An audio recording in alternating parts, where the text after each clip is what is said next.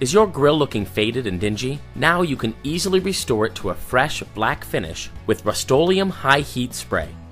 This tough protective enamel sprays on easily, dries quickly, and provides a durable, long-lasting finish that resists heat up to 1200 degrees Fahrenheit.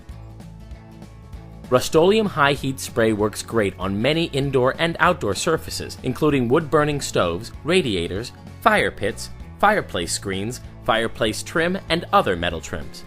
In this video, we'll show you how simple it is to apply. First, gather the supplies you'll need. Set up your project in a well-ventilated area, and protect any surrounding surfaces with a drop cloth to prevent overspray. Next, disassemble the grill, and use a wire brush and sandpaper to remove any loose paint or rust. Then lightly sand any glossy surfaces so the paint will better adhere. Now, clean the grill thoroughly with soap and water and let it dry completely. Finally, mask off any parts of the grill that you don't want coated. Before you begin, be sure to read all directions thoroughly. When you're ready, shake the can vigorously for 1 minute and continue shaking it often while you paint. Hold the can upright, about 12 to 16 inches from the surface, and spray in a steady, back and forth motion, slightly overlapping each stroke.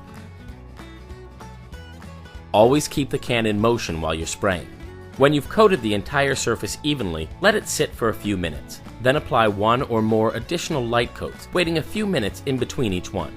The surface will dry to the touch in about half an hour, and will be ready to handle in 1 to 2 hours. Let the paint dry for at least 1 full hour before heating the grill. When you're finished, clear the spray valve by turning the can upside down and holding the spray button for 5 seconds. Now you can store it for use again later. That's all it takes to refinish and protect your grill with a rich satin finish. Thank you for choosing Rust-Oleum. For nearly 100 years, we've been giving people the power to change.